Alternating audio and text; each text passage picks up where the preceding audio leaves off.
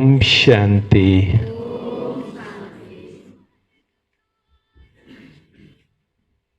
जब ये फूल दे रहे थे तो मुझे एक चिंतन चला। मैंने कहा जब हम बाई रोड कार से या बस से आते हैं तो कई कांटों के जंगल जो है हमको देखने को मिलते हैं, जिसमें कांटे उगे हुए होते हैं। यहाँ नेपाल में तो कम, भारत में तो हमने बहुत देखा कि चारों तरफ जंगली कांटे उगे हुए हैं।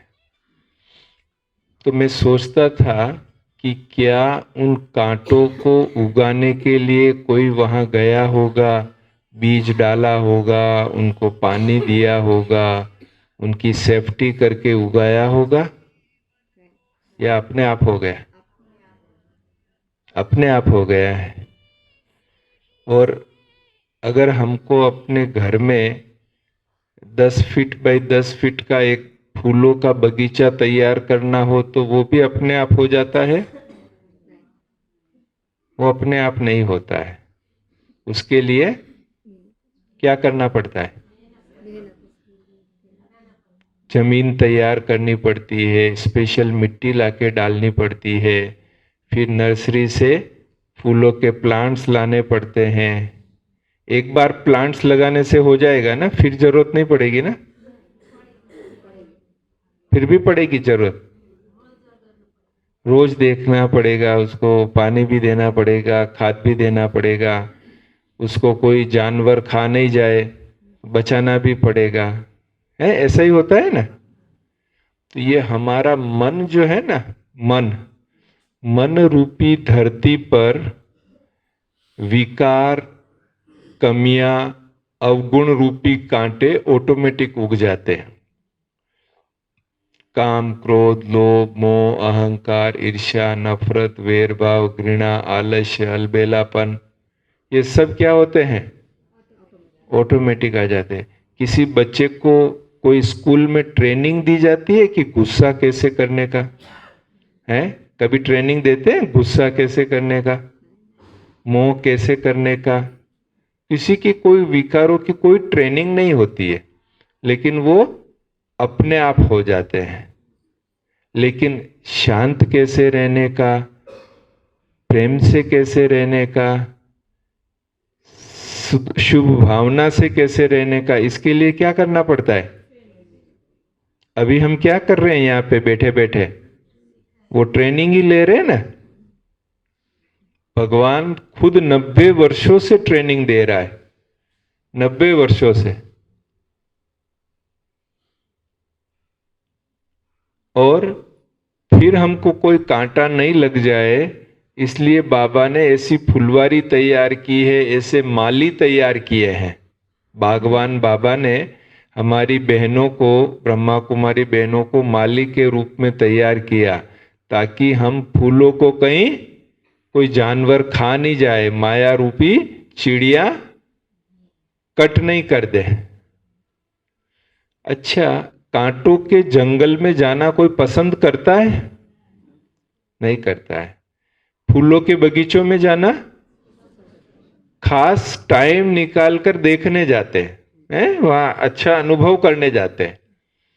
अगर किसी व्यक्ति का स्वभाव कांटों जैसा है, गुस्सा करना, जोर जोर से बोलना, इंसल्ट करना, खराब शब्द बोलना, और कोई आपको कहे कि जरा ये एक सामान उसको दे के आओ, तो क्या करेंगे आप? सोचेंगे उसके पास जाएं कि नहीं जाएं। और कोई जा रहा होगा तो उसके हाथ भेज देंगे, भाई आप जा रहे हो ना, दे दो वहां पे। हम जाना अवॉइड करेंगे। ऐसा ही होता है ना? और कोई बहुत अच्छा व्यक्ति है, मीठा बोलता है, इज्जत करता है, ज्ञान की दो बात सुनाता है, बहुत रिस्पेक्ट करता है, तो वहां जाना पसंद करेंगे कि नहीं करेंगे? वहां तो हम कोई बहाना निकालेंगे कि कैसे जाएं वहां पे। और अगर गए तो थोड़ी देर और बैठे उनके पास। ऐसा होता है ना? आग कहां लगती है, कांटों के जंगल में या फूलों के बगीचों में? आग कहां लगती है? कांटों के जंगल में आग लगती है। कांटे सूख जाते हैं ना, तो वहां आग लगती है। तो ये कलयुग रूपी कांटों का जंगल है। यहाँ पे क्या होना है? यहाँ आग लगनी है। और हमको जाना कहाँ है आगे? फूलों के बगीचे में जाना है। तो फूलों के बगीचे में जाएंगे तो वो तो सतयुग है। ये शरीर छोड़ के जाएंगे ना, या इसी शरीर के साथ जाएंगे? ये छोड़ के जाएंगे। वो गार्डन ऑफ अल्लाह कहलाता है, अल्लाह का बगीचा, खुदा का बगीचा। तो वो ऐसा गार्डन है, वहां सब फूल जैसे हैं, है ना, सब फूल जैसे। पर शरीर तो यहीं छोड़ के जाएंगे, वहां तो दूसरा शरीर मिलेगा। तो यहां क्यों मेहनत करें, वहीं जाके फूल बनेंगे। यहां मेहनत करने की क्या जरूरत है? अमृत वेला उठना, फिर मुरली क्लास में आना, वहां जाके बनेंगे ना। ये शरीर तो वैसे भी छूट जाएगा। फूल बनना है हमको, फूलों के बगीचे में जाना है, तो वहां जाके बनेंगे या यहां बनने की जरूरत है?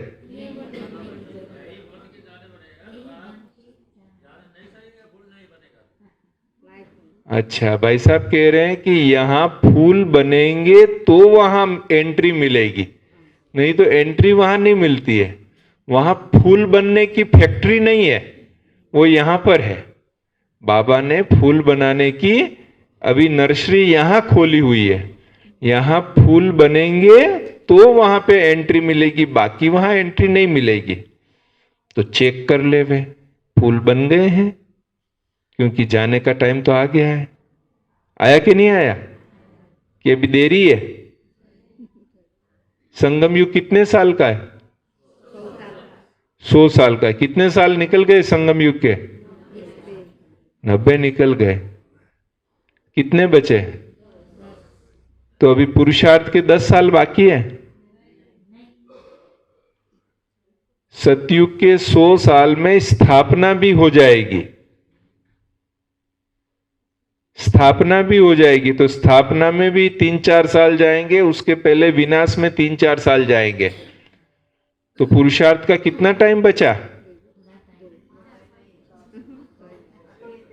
हाहाकार के बाद तो पुरुषार्थ नहीं होगा ना।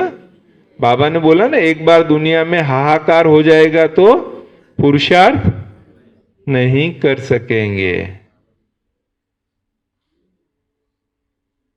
तो क्या करना है?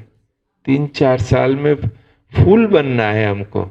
तो चेक तो करना पड़ेगा ना, कितने तक बने हैं, अभी कितने कांटे रहे हैं और कितने फूल बने हैं। चेक करना पड़ेगा ना। करते हैं? करते हैं ना। कैसे करेंगे? कैसे पता लगेगा कि हम फूल बने कि नहीं बने? कोई विधि है चेक करने की?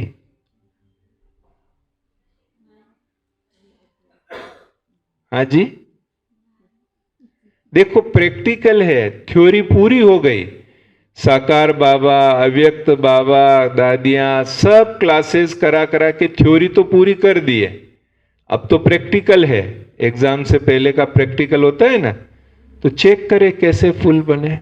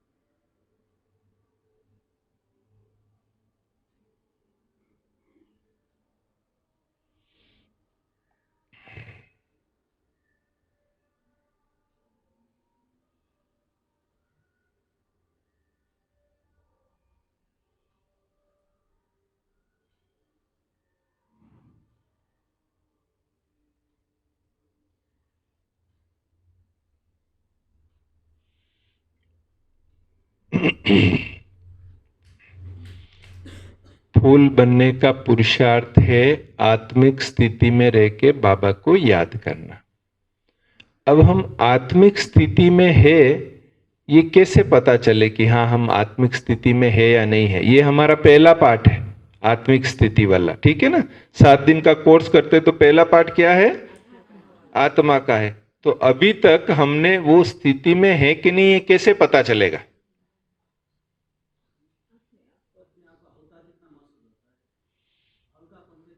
हल्कापन। आप देखो ये लाइट चालू है, ये कैसे पता चल रहा है हमको ये लाइट चालू है? इससे रोशनी मिल रही है इसलिए चालू। ये माइक चालू है, इसका कैसे पता चल रहा है? आवाज आ रहा है। अगर हम बाथरूम में गए और गर्म पानी आया नल में तो हमको क्या लगेगा? गीजर चालू है, पता लगेगा ना गीजर चालू है। फिर हम बहुत गर्मी में आए और कमरे में ठंडी हवा लग रही है, एकदम बाहर गर्मी और कमरे में ठंडी हवा लग रही है, तो हमको क्या पता लगेगा? एसी या पंखा चालू है। वो बोलता नहीं है कि मैं एसी चालू हूं, मैं पंखा चालू हूं, वो बोल के बोलता है क्या? कैसे पता लगता है? ठंडी हवा से पता लगता है कि एसी चालू है, पंखा चालू है। तो हम आत्मा है, ये कैसे पता लगेगा? हम आत्मिक स्थिति में हैं, वो कैसे पता लगेगा? जब आत्मा के 7 गुण, कौन से 7 गुण हैं? ज्ञान, शांति, पवित्रता, प्रेम, सुख, आनंद, शक्ति, तो ये 7 गुण हैं आत्मा के। जब हमारे से ये 7 गुण हमको भी अनुभव होंगे और हमारे संपर्क में आने वाले व्यक्ति को भी अनुभव होंगे, तब पता लगेगा कि हम आत्मिक स्थिति में हैं। ये माइक चालू है कैसे पता लगा? क्योंकि इसकी जो विशेषता है वो हम अनुभव कर रहे हैं कि मैं बोल रहा हूं, वो सबको सुनाई दे रहा है जोर से, ये इसकी विशेषता है। तो हम आत्मा की क्या विशेषता? ये 7 गुण। अगर हमारे सामने आने से कोई को डर लगे, निराशा हो, इसका मतलब हम आत्मिक स्थिति में नहीं है। एक बहुत आत्मा रोती हुई आ रही है, बहुत परेशान है, चिंता में है, आंखों से आंसू निकल रहे हैं, रो रही है, वो हमारे सामने आती है वो आत्मा, और हमारी दृष्टि से, हमारे 2 शब्द से उसका रोना बंद हो जाता है, वो थोड़ी शांत हो जाती है, उसको हिम्मत मिलती है, उसको आशा दिखाई देती है। तो क्या कहेंगे? हम आत्मिक स्थिति में हैं, क्योंकि हम उसको शांति, प्रेम, आनंद, सुख की ट्रांसफर कर रहे हैं। दादी जानकी जी कहते थे, कोई भी आपके सामने आवे तो अशरीरी बन जावे। तो अशरीरी बन जावे मतलब कब बनेगा वो? जब हमारी स्थिति अशरीरी होगी तब वो अशरीरी बनेगा। प्रकाशमणि दादी को आप में से किस किस ने देखा है? प्रकाशमणि दादी को बहुत सौ ने देखा है। कैसे दादी के सामने जाते थे तो आनंद आनंद छा जाता था, सारी बातें भूल जाते थे, बस दादी के सामने देखते ही रहें, आनंद में रहें, ऐसा ही होता था। क्यों?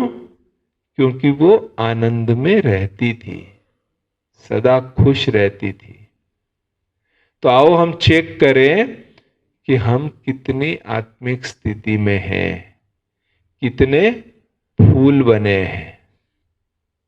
फूल बनेंगे तो फूलों की दुनिया में एंट्री मिलेगी, फूल नहीं बनेंगे तो एंट्री नहीं मिलेगी, रह जाएंगे। और बहुत ईमानदारी से खुद का चेकिंग करना है, केवल चलाना नहीं है कि हाँ चला लिया बस। केवल गफलत में रह के अपने आप को चलाएंगे तो नुकसान किसको होगा? टीचर को होगा? खुद को नुकसान हो जाएगा, इतनी कल्प कल्प की बाजी हाथ से निकल जाएगी। संगम युग क्या है? कल्प कल्प की बाजी है, हाथ से निकल जाएगी। इसलिए बहुत बहुत ध्यान से अपने हर संकल्प को, बोल को, कर्म को चेक करना है कि फूल जैसा है या कांटे जैसा है।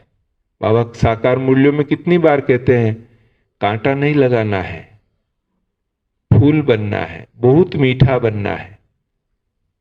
और उसके लिए पुरुषार्थ इजी है। बस बाबा ने जो दिनचर्या बनाई है, उस दिनचर्या में चलते हुए खुद को ज्योति बिंदु आत्मा समझ के बाबा को साथ में रख के हर कार्य करना। और हमारे जीवन में लक्ष्य होना चाहिए। हम स्कूल में बैठे हैं ना, देखो जो मेडिकल कॉलेज में जाता है उसका क्या लक्ष्य होता है? हम डॉक्टर बनेंगे। जो लॉ कॉलेज में जाता है वो वकील बनेंगे, ऐसा लक्ष्य होता है। तो हम ईश्वरीय विश्वविद्यालय में हैं, हमारा लक्ष्य क्या है? देवी देवता बनना। अब ये जनरल बात हो गई, देवी देवता बनना, पर प्रैक्टिकली हमको वो विश्वास होना चाहिए। जब हमने 7 दिन का कोर्स किया था, हम तो सन्यासी बनने वाले थे भगवान का साक्षात्कार करने के लिए।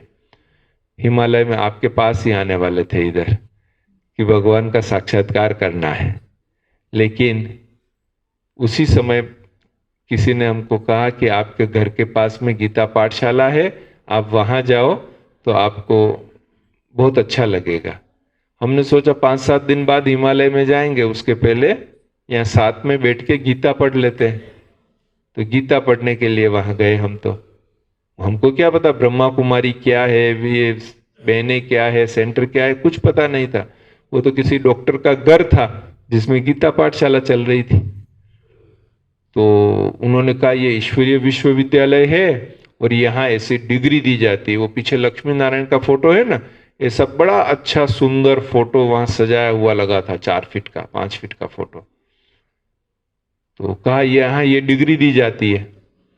तो हमने कहा आपके यहाँ आएंगे तो शादी करना कंपलसरी है क्या? वो मूंझ गए, कर ये ऐसा क्यों सवाल कर रहा है?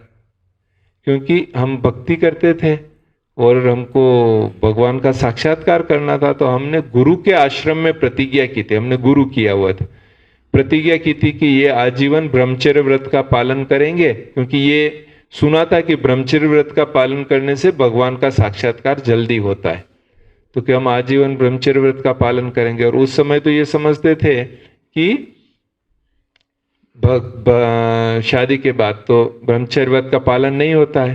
तो हमने दूसरी प्रतिज्ञा ली कि हम शादी नहीं करेंगे। और फिर जो है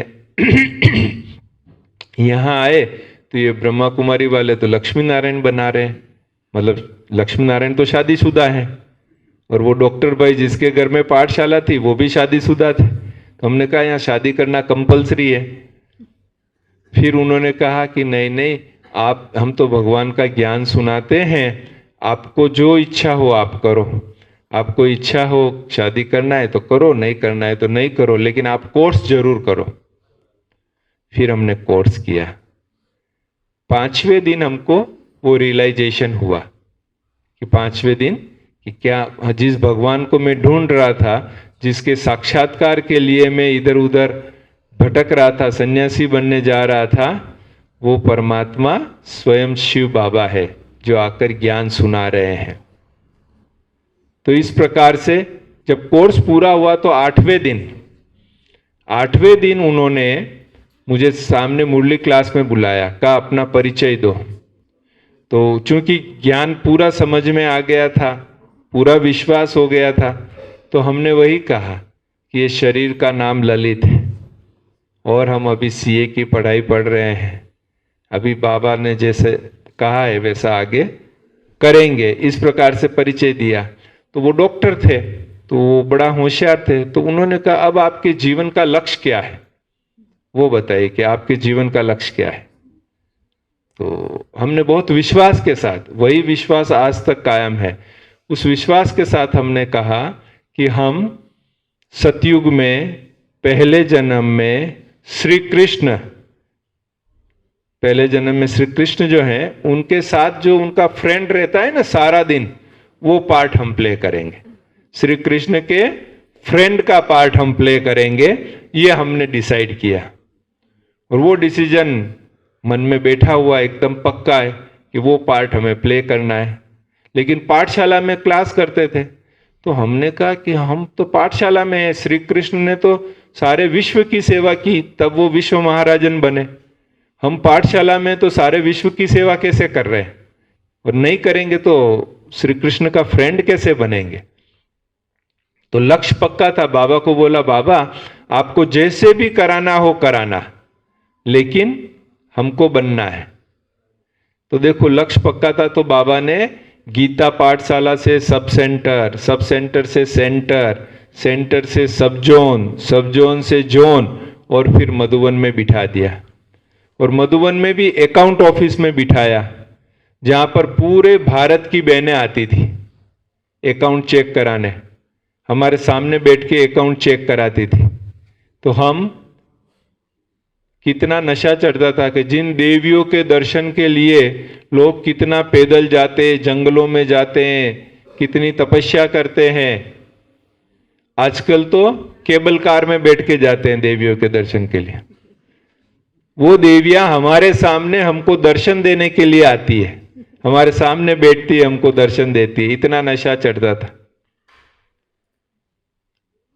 और फिर रमेश भाई जी के साथ 20 साल सेवा किया तो सारे विश्व के साथ कनेक्शन हो गया। तो सारे विश्व की सेवा के निमित्त बाबा ने बना लिया। तो जब हमारे जीवन का लक्ष्य पक्का होता है तो बाबा हमें हर परिस्थितियों का अनुभव कराते हुए हमें अपने मंजिल तक अवश्य पहुंचाते हैं। तो आप सभी ने लक्ष्य, हाथ खड़ा किया ना, लक्ष्मी नारायण बनने का डिग्री ले रहे हैं हम, तो अपने जीवन का हम लक्ष्य पक्का रखें कि इस फूलों की दुनिया में जो जाना है तो फूल यहीं से बन के जाना है। तो आज सब चेक करेंगे कि हम फूल कितना बने हैं, और अभी कांटे भस्म हो गए हैं या कोई छोटा मोटा रह गया है तो उसको योग अग्नि से भस्म कर देना है। तो हमारी बहुत बहुत शुभकामनाएं हैं कि आप बुटवल के सभी चैतन्य फुलवारी के खुशबूदार फूल यहाँ संपूर्ण और संपन्नता को प्राप्त कर बाबा का नाम रोशन करेंगे। ओम शांति।